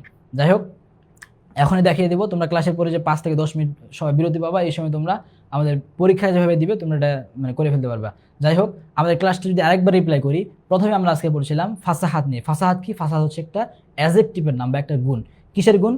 কালিমা, কালাম এবং মুতাকাল্লিমের গুণ হচ্ছে ফাসাহাত। তাহলে ফাসাহাত কাকে বলে? ওয়াসফুন লিল কালিমা ওয়াল কালাম ওয়াল মুতাকাল্লিম, তিনটা জিনিস হয়ে গেল। এখন বলতেছে যে ফাসাহাতুল কালিমা কি? কালিমা হচ্ছে যে এমন 3টা দোষ আছে, এই দোষ থেকে মুক্ত থাকবে। কি কি থেকে মুক্ত থাকবে? 1 নম্বর হচ্ছে যে তানাফুরুল হুরুফ। ফাসাদুল কালিমা নিয়ে বলছি, কিন্তু কালিমা কি হবে? সেটা সালামাতুহা মিন তানাফুরিল হুরুফ, মানে উচ্চারণে কঠিন হবে এরকম শব্দ থেকে যারা মুক্ত থাকবে। 2 নম্বরে সরফের নিয়মের বিপরীত হবে না, যেমন সরফের নিয়মের বিপরীত থেকে মুক্ত থাকবে, এটাকে কি বলা হয়? মুখালাফাতুল কিয়াস। আরেকটা হচ্ছে অপরিচিত শব্দ হওয়া থেকে বিরত থাকবে, যেটা সমাজে প্রচলিত না, সেটাকে বলা হয় গারাবা। তো 3টা পেলাম, সালামাতুহা মিন তানাফুরিল হুরুফ ওয়া মুখালাফাতুল কিয়াস ওয়াল গারাবা। শেষ, কালিমা শেষ। 2 নম্বর কালাম। কালাম কি? কালামের মধ্যেও এরকম যে 3টা জিনিস থেকে মুক্ত থাকবে। একটা কি? সালামাতুহু কি থেকে? মিন তানাফুরিল কালিমাতি মুজতামিআন, মিন তানাফুরিল কালিমাতি মুজতামিআন ওয়া জুহফি তালিফ ওয়া তাকিদ, 3টা জিনিস থেকে মুক্ত থাকবে। আর কালাম কি? মুতাকাল্লিম কি? মুতাকাল্লিম হচ্ছে এমন একটা যোগ্যতার নাম, যে যোগ্যতা বলে একজন বক্তা বিশুদ্ধ অর্থাৎ ফাসাহাদের সাথে তার যে কোনো ইচ্ছায় কথা বলতে পারে, এটাকে বলা হয় ফাসাহাতুল মুতাকাল্লিম। এই হচ্ছে ফাসাহাতের 3টা প্রকার, এবং আমরা প্রশ্নগুলো দেখেছি কিভাবে হতে পারে, এবং তোমরা শিওর থাকো যে তোমাদের পরীক্ষাতে এখান থেকে একটা প্রশ্ন থাকবে। তার মানে তোমরা যদি আজকের ক্লাসটা ভালো করে পড়ো এবং নোটগুলো যদি একটু চর্চা করো, তাহলে ইনশাল্লাহ তোমরা 10 মার্ক ইনশিওর করতে পারো। এখন আমরা দেখবো যে আমাদের পরীক্ষাটা কিভাবে দেখবে। 2 থেকে 3 মিনিট লাগবে, 3 মিনিট পরে শেষ করি। আচ্ছা শোনাবো সামনের ক্লাসে, আজকে সময় নাই, তোমাদের পরবর্তী স্যার তিনি অপেক্ষায় আছেন, এজন্য আমরা ক্লাসটা এখন শেষ করে দেবো। শুধু একটু যদি দেখাই দিই, সাউন্ডটা কমাই দিই একটু, 2 মিনিট, এটা একটু দেখাই দিই। তাহলে তোমরা প্রথমে যখন আমাদের বালাগাত মানতিক পরীক্ষা দেওয়ার ক্ষেত্রে, আসসালামু আলাইকুম প্রিয় শিক্ষার্থীবৃন্দ, আশা করছি তোমরা সবাই ভালো আছো। দেখা দিই আমি তোমাদেরকে দেখাবো, তোমরা কি আগে থেকেই তোমাদের ছবি তুলে রেখেছো? প্রিয় শিক্ষার্থীবৃন্দ, আশা করছি তোমরা সবাই ভালো আছো। এখন আমি তোমাদেরকে দেখাবো। আচ্ছা এই দেখো একটা জিনিস, হ্যাঁ তোমরা যারা এখন দেখতে পাচ্ছ যে গুগল ক্লাসরুম নামে একটা অ্যাপস আছে প্লে স্টোরে, তোমরা এই অ্যাপসটা প্রথমে ডাউনলোড করে ফেলবে, ঠিক আছে? এতদিন এই টপিক কয়েকবার পড়ছি কিন্তু মনে থাকতো না, ইনশাল্লাহ এই ক্লাস করার পর ভুলবো না, আশা রাখি আমি এই বিষয়ে ভালো করবো ইনশাল্লাহ। রাহিমা ধন্যবাদ, রাহিমা সবসময় মানে ভালো রিপ্লাই দেয়, এই জিনিসটা আমার ভালো লাগে যে ক্লাস শেষ করার পরে যদি একজন একটা রিপ্লাই দেয় তাহলে মনে হয় যে আজকের মানে পরিশ্রমটা সার্থক হয়েছে। কারণ আমারও পরীক্ষা চলতেছে, আমার ফাজিল পরীক্ষা এবং অনার্স পরীক্ষা 2টা চলছে, এর মাঝে তোমাদের নোট তৈরি করে সব কিন্তু হাতে লেখা, তাই অনেক মানে এক্ষেত্রে কিন্তু একটা জিনিস বলে ভুলে গিয়েছি যে 2-একটা টাইপিংয়ে মিস্টেক থাকতে পারে, তোমরা একটা আমাকে ধরে দিবা, গ্রুপে বলবো, ইনশাল্লাহ আমি সমাধান করে দেবো। এজন্য হয় যে কি বলবো, যে তারপরে যদি তোমাদের একটা ভালো রিভিউ পাওয়া যায় তাহলে মনে হয় যে ঠিক আছে কষ্টটা সার্থক হয়েছে। যাই হোক, এই গুগল ক্লাসরুম নামে একটা অ্যাপস তোমরা সবাই ডাউনলোড করে নেবা। আজকে যারা দেখছো মনে হয় স্ক্রিনটা দেখতে পাচ্ছ তো নাকি? আর বড় হবে কি? আর বড় হবে না, এভাবে থাক। গুগল ক্লাসরুম নাম এই অ্যাপসটা তোমরা সবাই ডাউনলোড করবা। ডাউনলোড করার পরে কাজ কি দেখাচ্ছি। আচ্ছা, ডাউনলোড করার পরে ওপেনে ক্লিক করতে হবে, ঠিক আছে? এই যে যখন ওপেন করবা তখন এরকম একটা ইন্টারফেস দেখতে পাবা। তোমরা শুধু এখন প্রয়োজনে লিখে রাখো গুগল ক্লাসরুম, অ্যাপসের নাম হচ্ছে গুগল ক্লাসরুম। যেহেতু বালাগাত লিখিত পরীক্ষা, শুধু মানে লিখিত আকারে তোমাকে দেখতে হবে, এবং প্রত্যেকটা পরীক্ষা আমাকে খাতা মূল্যায়ন করতে হবে, নাম্বার দেওয়ার বিষয় আছে, কি কি সমস্যা সেগুলো দেখতে হবে। সুতরাং মানে এলোমেলো করে গ্রুপে দিলে তোমাদের সবার খাতা পাওয়া যায় না। তাহলে 1 নম্বর কাজ কি? গুগল ক্লাসরুম নামে অ্যাপসটা ডাউনলোড করে নেবে। আচ্ছা ফরিদুল, ঠিক আছে, রায়ান ভাই চলে আসছে। ডাউনলোড করার পরে হয়তোবা তোমার এই যে জিমেইলে একটা সিলেক্ট করতে পারে, মানে একটা জিমেইলের অপশন আসতে পারে যে তুমি কোন জিমেইলটা সিলেক্ট করতে চাচ্ছ, মানে এখানে একটা জিমেইল দিয়ে ভিতরে লগ ইন করতে হয়। তাহলে তুমি যে জিমেইলটা বর্তমান ব্যবহার করছো সেই জিমেইলটা এখানে দিবা। দেওয়ার পরে তোমরা এখানে যখন লগ ইন করে ফেলবা তখন জয়েন ক্লাস নামে একটা অপশন আসবে, ঠিক আছে? আচ্ছা মিলি, ধন্যবাদ তোমাকে, জাযাকাল্লাহ জাযাকিল্লাহ। অথবা এই যে দেখো এখানে একটা প্লাস চিহ্ন আছে, এই প্লাস চিহ্নটা আসবে, তাহলে এইখানে জয়েন ক্লাসে ক্লিক করবা অথবা প্লাস চিহ্নতে ক্লিক করবা, ঠিক আছে? আচ্ছা আমি মনে হয় কথা বলছি, সাউন্ডটা কমাই দিয়েছি জন্য শুনতে পাচ্ছি না। ক্লিক করার পরে দেখো এই যে যখন জয়েন ক্লাসে ক্লিক করবা তখন জয়েন কোড নামে একটা অপশন আসবে, তাহলে তোমাকে এই যে একটা কোড লাগবে, ঠিক আছে? তা আমি কোডটা তোমাদের এখনই পাঠিয়ে দিচ্ছি হোয়াটসঅ্যাপে, দেখো ক্লাস শেষ করে আমি পাঠিয়ে দিব, তোমাদের ক্লাস শেষ করে তোমরা জয়েন হয়ে যাবে। তোমাদের গ্রুপগুলোতে আমি কোড দিয়ে দিব, তোমরা এই কোডটা এখানে পেস্ট করে দিবে। যে কোডটা দিব সেটা কপি করবা, কপি করার পরে এখানে পেস্ট করে দিবে। পেস্ট করার পরে কি আসবে দেখো, আচ্ছা এই কোড যখন পেস্ট করে দিবা তখন এরকম একটা অপশন আসবে, ঠিক আছে। বালাঘাট মান থেকে এরকম একটা অপশন চলে আসবে। তো তুমি যদি এখন পুরো ইয়াটা কেটে দাও, মানে তোমার এটা সেভ হয়ে গেল, এখন তুমি আবার যখন ইয়াতে ঢুকবা, তোমার অ্যাপসে ঢুকবা, তখন এরকম একটা অপশন দেখতে পাবা। কোথায়, আচ্ছা বালাঘাট মান্দিকের যে বিষয়টা আছে সেটা আসবে উপরে। আসার পরে তুমি আবার যখন অ্যাপসে ঢুকবা, অ্যাপসে ঢোকার পরে বালাঘাট মান্দিকে ক্লিক করবা, তখন এরকম একটা অপশন দেখতে পাবা। হ্যাঁ, এরকম একটা যখন অপশন চলে আসবে, তখন তোমরা এই যে নিচে দেখছো ক্লাস ওয়ার্ক নামে একটা অপশন আছে, এটা নিচে নামলে তো আমি দেখাই দিতে পারি, নিচেও নামছে না। আরে ভাই নাম, এই যে দেখো এই মধ্যখানে একটা ক্লাস ওয়ার্ক নামে অপশন আছে, আশা করি দেখতে পাচ্ছ। এই মধ্যখানে ক্লাস ওয়ার্ক নামে একটা অপশন দেখতে পাবা। এই ক্লাস ওয়ার্কে ক্লিক করলে এই যে বিষয়গুলো সব চলে আসবে, ঠিক আছে। তাহলে এখানে দেখো তোমাদের আজকে কত নাম্বার ক্লাস, 2 নম্বর ক্লাসের পরীক্ষা কিন্তু নেওয়া হয়নি। তো 2 নম্বর ক্লাসে যখন পরীক্ষা দিবা, তখন এই জায়গাতে ক্লিক করবা, এই জায়গাতে ক্লিক করলে চলে আসবে। এবং এই যে টার্ন ইন আছে না, তুমি যখন পরীক্ষা দিয়ে দিবা, তখন কত নাম্বার পাইছো সেই নাম্বারটা কিন্তু এখানে লেখা থাকবে। যে ইনস্টল করে এসেছি, ধন্যবাদ সাব্বির। তাহলে ইয়া করার পরে যেটা করবা সেটাতে নাম্বার চলে আসবে। এখন দেখো এই মধ্যখানে তোমার প্রশ্ন লেখা থাকবে। যখন তুমি ডেমো এক্সাম 1 মানে আমার পরীক্ষার প্রশ্নপত্রে ক্লিক করলা, তখন এরকম একটা ফাঁকা জায়গা আছে এবং এখানে লেখা থাকবে যে তুমি হচ্ছে যে কোন বিষয়ে পরীক্ষা দিতে যাচ্ছ। তো তুমি এখানে মানে কোন প্রশ্ন কি উত্তর লিখতে হবে সেটা আমি দ্রুত বলার কারণে সব ভুলে যাচ্ছে।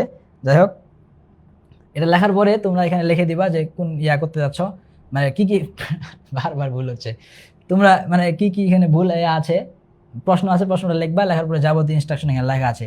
লিখে দেওয়ার পরে যখন সব ইয়া করবা, এই যে দেখো এখানে একটা চিহ্ন আছে না, এই যে চিহ্নটা বার চিহ্ন, এই বার চিহ্নতে ক্লিক করবা, ঠিক আছে। আশা করি দেখতে পাচ্ছ। এই বার চিহ্নতে ক্লিক করার পরে এটা এইভাবে যে টান দিবা, ধরে টান দিলে এরকম একটা অপশন আসবে। তারপর এই অ্যাড ওয়ার্কে ক্লিক করবা, ঠিক আছে।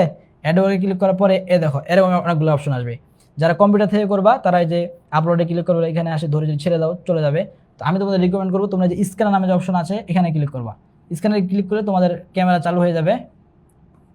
তোমরা একটু ঘাটাঘাটি করলে কিন্তু হয়ে যাবে। এখন যদি ক্লাসে জয়েন করতে পারো বাকি সব হয়ে যাবে। তারপরে এই যে স্ক্যানারে ক্লিক করলে এরকম একটা ইয়া চলে আসবে, পেজ চলে আসবে। এখানে তোমরা জাস্ট স্ক্যান করে নেবা, করার পরে এই যে একটা ছবি হয়ে গেল। এখন নতুন যোগ করার জন্য প্লাস চিহ্ন আছে, প্লাসে ক্লিক করবা, আবার ক্যামেরা অন হবে, ঠিক আছে।